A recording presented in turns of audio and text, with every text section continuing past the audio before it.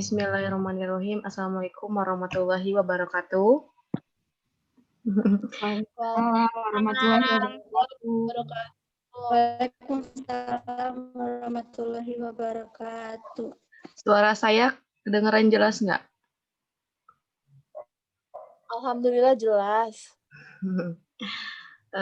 Sebelumnya saya ucapkan terima kasih. Jelas, Bu. Sebelumnya saya ucapkan terima kasih kepada teman-teman, khususnya anggota PIK Remaja SMA Negeri 1 Belitang yang sudah berpartisipasi hadir dalam virtual kali ini. Nah, izinkan saya memperkenalkan terlebih dahulu.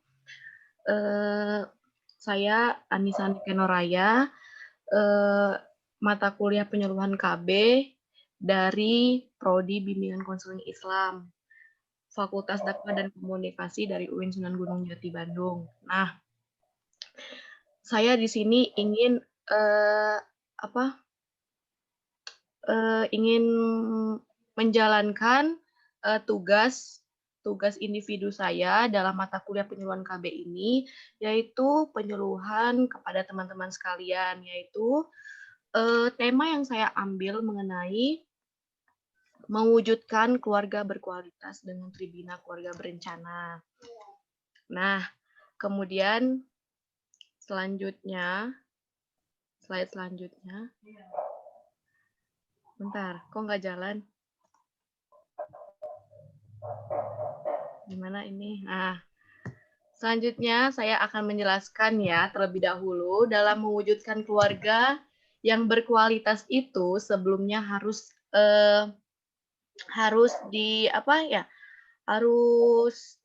mempunyai kualitas dulu, yaitu keluarga yang sejahtera. Nah, keluarga sejahtera ini apa sih? Yaitu keluarga sejahtera yang dibentuk berdasarkan atas perkawinan yang sah, kemudian mampu memenuhi kebutuhan hidup spiritualnya, kemudian materialnya, dan bertakwa kepada Tuhan Yang Maha Esa. Kemudian memiliki hubungan yang serasi, selaras, dan seimbang antar anggota dan antar keluarga dengan masyarakat dan lingkungannya. Sedangkan menurut BKKBN itu sendiri, keluarga sejahtera itu diartikan sebagai keluarga yang dapat memenuhi kebutuhan anggotanya, baik dalam sandang, pangan, papan, kemudian sosialnya, dan agama. Nah, selanjutnya di sini ada faktor-faktor yang mempengaruhi kesejahteraan keluarga. Di sini ada dua faktor. Yang pertama, faktor internal dan yang kedua ada faktor eksternal. Nah, yang pertama saya akan menjelaskan faktor internal itu apa saja yang dapat mempengaruhi kesejahteraan keluarga. Yang pertama itu ada jumlah anggota. Ya, yang pertama ada jumlah anggota. Karena keluarga zaman sekarang ini, tuntutan keluarga itu semakin meningkat ya.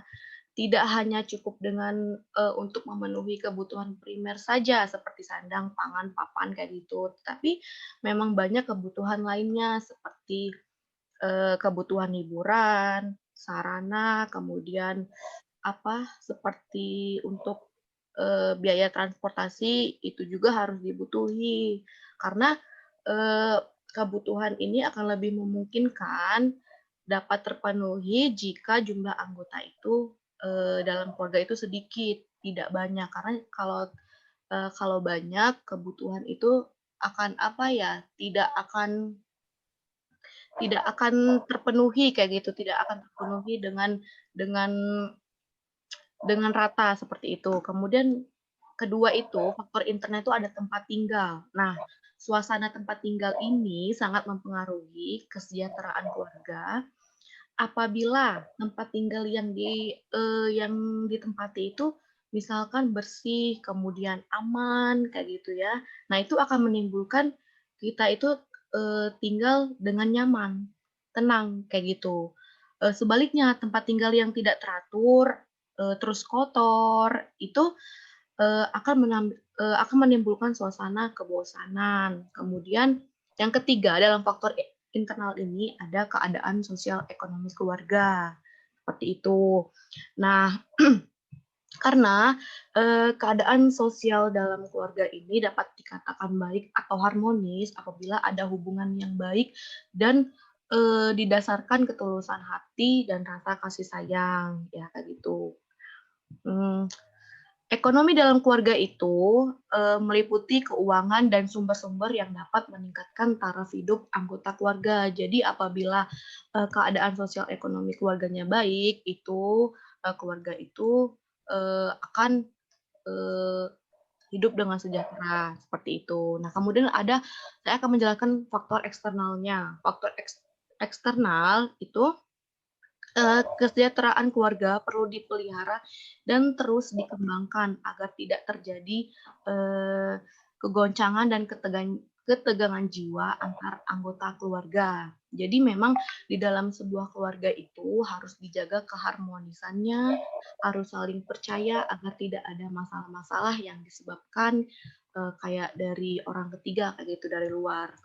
Nah, di sini kita masuk ke Bina Keluarga Sejahtera atau yang sering disebut Tribina kayak gitu ya.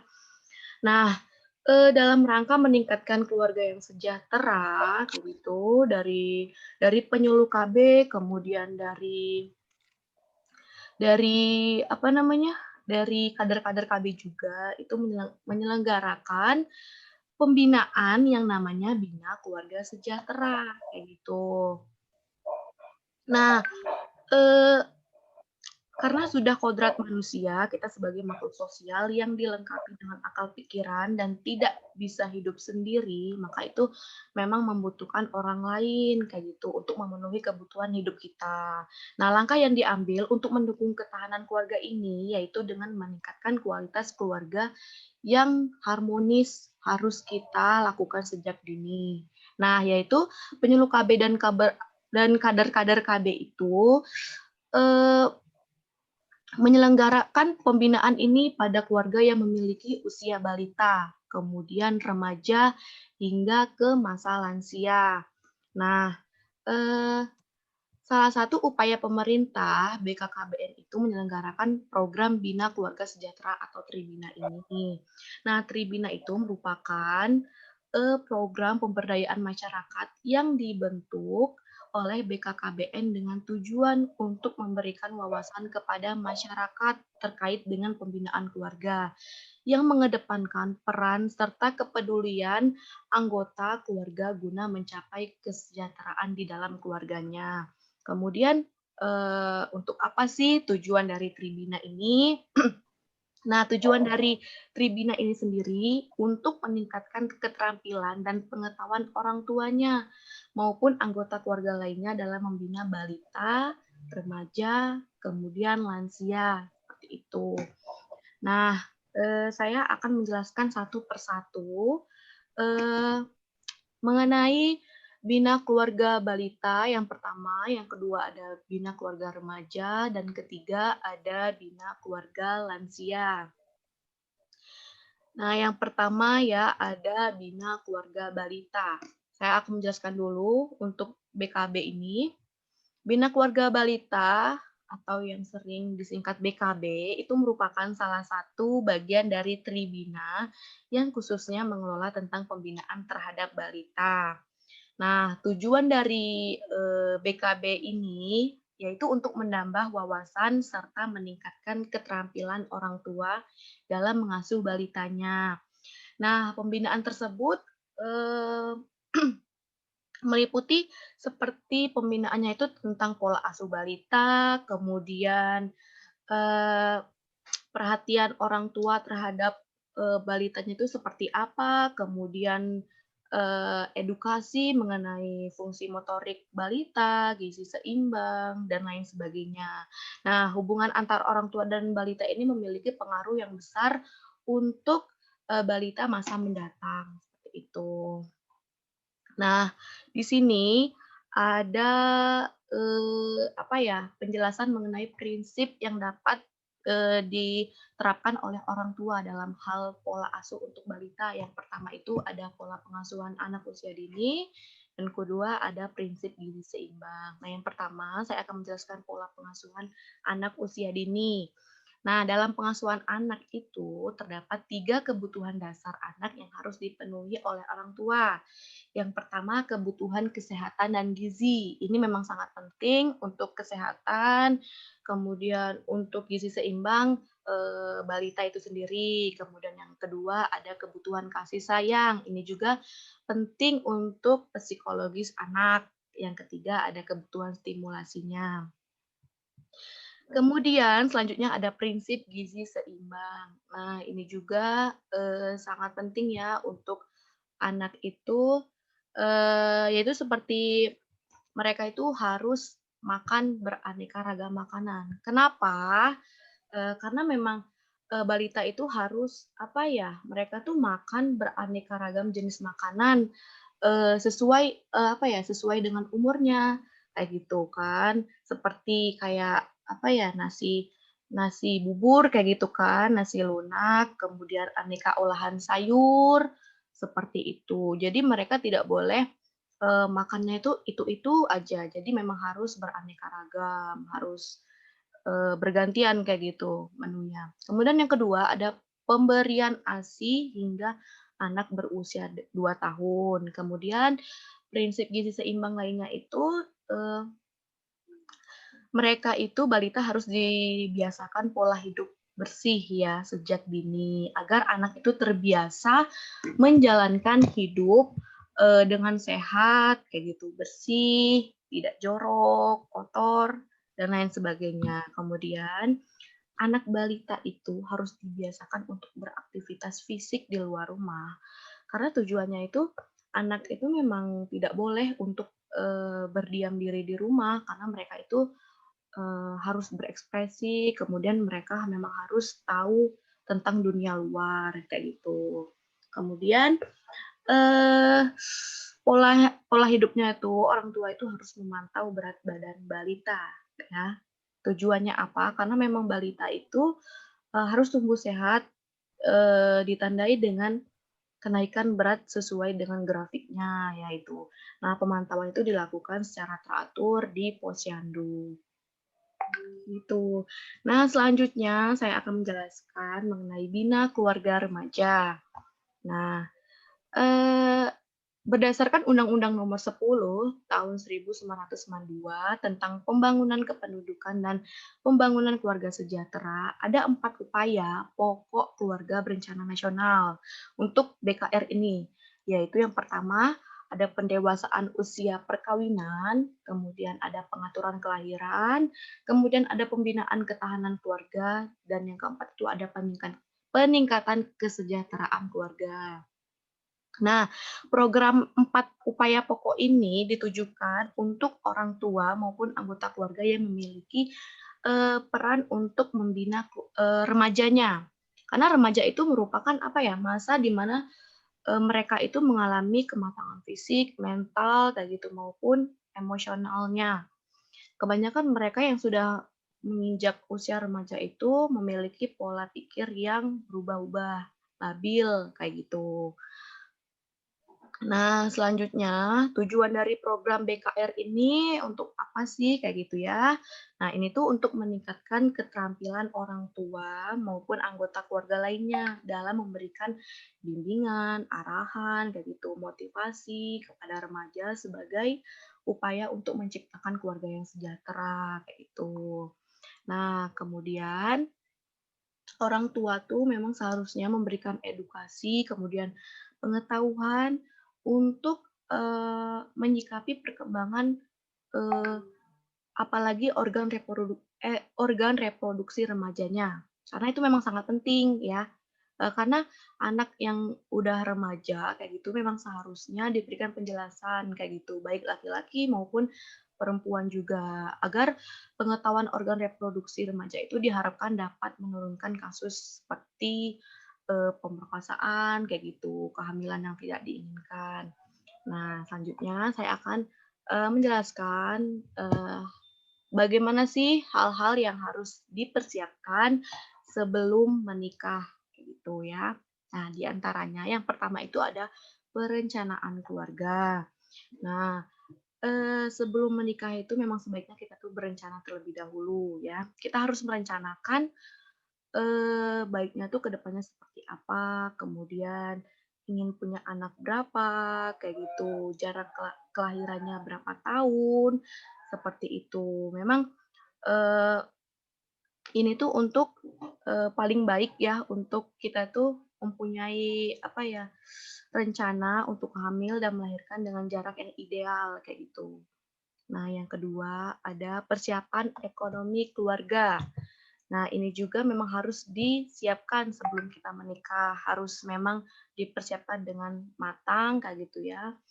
Dalam arti kita itu setiap individu dalam menjalankan peran kayak gitu sebagai suami atau istri itu memang harus, baik kayak gitu ke depannya.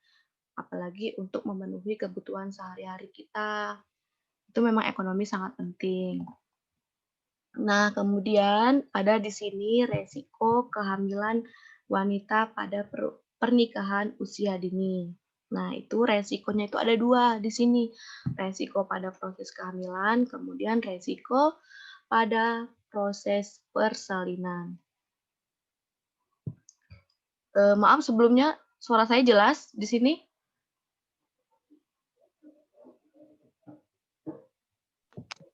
Jelas.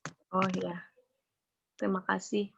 Nah, yang pertama itu ada resiko pada proses kehamilan, seperti kayak gitu kan, kalau kehamilan usia dini itu kan memang sangat rentan kayak gitu ya, misalkan amit-amit kayak prematur kayak gitu, terus kemudian kematian bayi atau ibunya, terus kelainan bawaan, seperti itu. Nah, terus ada kelainan pada proses persalinan, kayak gitu ya. Misalkan mereka tuh keguguran, kemudian ada infeksi atau yang lain sebagainya. Nah, jadi memang resiko ini sangat berbahaya apabila kita melakukan pernikahan tuh di bawah umur ya, karena kondisi tubuh kita itu memang istilahnya belum bisa apa ya, belum bisa menerima atau belum kuat kayak gitu. Nah, selanjutnya yang terakhir saya akan menjelaskan mengenai bina keluarga lansia lanjut usia. Nah, BKL ini merupakan program yang ditujukan kepada keluarga yang memiliki lansia atau lanjut usia. Nah, tujuan dari BKL ini adalah untuk meningkatkan kesejahteraan lansia untuk melalui apa ya? Melalui kepedulian dari peran anggota keluarganya itu sehingga terbentuklah lansia yang produktif, aktif, mandiri, sehat, dan bermanfaat untuk keluarganya. Memang ketika orang yang udah lanjut usia itu memang sangat penting diberikan edukasi, diberikan pembinaan seperti itu. Nah, di dalam kegiatan BKL, ya, pembinaannya itu berkaitan dengan pembinaan fisik untuk lansia. Pembinaan tersebut mempertimbangkan faktor usianya, kemudian kondisi fisik yang berbeda-beda setiap lansia itu. Nah, pertimbangan tersebut bertujuan untuk memberikan pembinaan atau penanganan kepada lansia sesuai dengan kebutuhan secara maksimalnya. Nah, terkait dengan pembinaan terhadap lansia, terdapat beberapa masalah psikis yang dialami lansia, di antaranya seperti ada kecemasan, ketakutan, kayak gitu ya, kalau udah tua. Kemudian mmm, ada kecemasan juga seperti perubahan fisiknya, fungsi anggota tubuh, kekuatan sosial, kemudian di samping itu, ketakutan itu akan, menyebabkan kesehatan itu terganggu, kayak gitu. Misalkan mereka tuh takut misalkan berumur pendek, meninggal, kayak gitu kan, memang mereka lebih sensitif. Nah, di sini saya akan menjelaskan ya, di sini ada beberapa poin-poin tentang gangguan apa saja, gangguan kesehatan pada lansia. Yang pertama itu ada penurunan fungsi saraf dan panca indera. Biasanya memang, eee, orang yang udah lanjut usia itu memang, daya syarafnya itu mulai rendah kayak gitu ya, untuk mengingat tuh sudah susah. Kemudian panca inderanya, mereka ketika udah tua, mereka tuh biasanya kalau untuk melihat itu sudah rabun, sudah susah. Nah, yang kedua itu ada penurunan fungsi kerja pembuluh darah, jantung, dan paru-paru. Ini juga kalau udah lansia itu pasti sudah lemah. Nah, selanjutnya ada perubahan sistem kerja organ. pencernaan. Seperti misalkan mereka itu untuk mengunyah itu giginya ompong. Nah, itu memang sudah apa ya, sudah susah juga kalau untuk makan yang keras-keras. Kemudian adanya kelemahan fungsi ususnya sehingga lebih sulit untuk mencerna makanan serta menimbulkan penurunan nafsu makan biasanya. Nah, yang keempat itu ada penurunan kepadatan tulang, otot, dan sendi. Nah, biasanya memang kalau orang yang sudah lanjut usia itu memang susah untuk apa ya, ngangkat-ngangkat berat itu sudah memang tidak dianjurkan lagi. Nah, yang kelima itu ada adanya gangguan lain seperti rambut beruban, gangguan pola tidur, dan elas elastis tisi elastisitas kulit. Nah, itu memang sudah jelas ketika udah kita lanjut usia itu memang nanti itu pasti rambut beruban itu akan muncul, kemudian, kulit-kulit itu memang sudah nanti akan keriput kayak gitu, sudah mulai apa ya, sudah keriput kulit-kulitnya kayak gitu. Kemudian ada yang keenam, itu ada anemia. Anemia itu yang sering dikenal dengan kekurangan darah, kayak gitu. Karena dapat, terjadinya itu, eee, seperti rendahnya asupan makanan sumber zat besi, kayak gitu kan, kurangnya vitamin, seperti itu. Nah, kemudian selanjutnya itu ada sembelit. Kalau udah memang lansia itu biasanya mereka itu, apa ya, terjadi sembelit itu akibat rendahnya asupan serat, sayuran kayak gitu kan, dan, eee, ad dan air mineral biasanya. Mereka, eee, kekurangan air atau dehidrasi. Nah, kemudian selanjutnya itu osteoporosis, karena memang, lansia itu mudah sekali ya terjadi akibat makanan yang kurang beragam. Mereka kurang sehat untuk tulangnya, serta memang, kadang mereka tuh kurang aktivitas fisik, padahal mereka itu harusnya kayak yang kalau udah lansia itu berjemur, memang harus sehari sekali itu memang mereka harus berjalan kayak gitu kan keliling rumah. Nah, kemudian terakhir di sini ada ketahanan tubuh yang menurun. Nah, ketika kita nanti udah lansia, itu pasti nanti daya tahan tubuh itu melemah dan pasti, apa ya, rentan sekali untuk kena virus, kayak gitu. Nah, kemudian sini tidak saya tuliskan, ada beberapa prinsip gizi seimbang yang baik untuk, lanjut usia. Yang pertama itu ada, makan itu harus beraneka ragam makanan, itu yang mengandung serat kayak gitu kan yang baik, seperti sayuran. Kemudian harus mengkonsumsi air mineral secara cukup, seperti sehari itu ya 8 gelas kayak gitu, baik juga agar tidak dehidrasi. Dan yang ketiga itu harus batasi makanan berlemak seperti gorengan, jeroan, gaji kayak gitu. Kemudian kurangin juga makanan manis, itu memang tidak baik untuk kesehatan ya. Kemudian ada batasi makanan yang dapat meningkatkan kadar asam urat kayak gitu. Kemudian selanjutnya juga harus pola hidupnya itu harus bersih, kemudian harus sehat kayak gitu kan, harus higienis. Selanjutnya ada aktivitas fisik. Aktivitas fisik juga itu perlu untuk meningkatkan daya tahan tubuh juga. Dan kemudian terakhir ada pemantauan berat badan ideal. Nah, cukup ya di sini selesai. Eh, Tribina ini merupakan program yang memang sangat berpengaruh untuk keluarga yaitu untuk menjalankan keluarga yang sejahtera berkualitas. Nah, melalui program Tribina ini diharapkan keluarga itu memiliki pemahaman serta pengetahuan lebih dalam membina balitanya tadi, kemudian remaja, lansia. Nah, dengan penerapan program Tribina ini diharapkan setiap keluarga mampu mencapai kesejahteraan serta mampu mencapai keluarga yang berkualitas. Nah, mungkin itu saja yang dapat saya sampaikan mengenai penyuluhan kali ini tentang mewujudkan keluarga berkualitas dengan Tribina Keluarga Berencana. Sebelumnya saya mengucapkan terima kasih kepada kalian yang sudah berpartisipasi dalam penyuluhan kali ini. Saya mohon maaf apabila ada kesalahan, baik disengaja maupun tidak. Saya ucapkan terima kasih sebanyak-banyaknya. Saya ucapkan terima kasih lagi. Wabillahi taufiq wal hidayah. Wassalamualaikum warahmatullahi wabarakatuh. Waalaikumsalam warahmatullahi wabarakatuh. Warahmatullahi wabarakatuh. Terima kasih. Sama-sama. Terima kasih.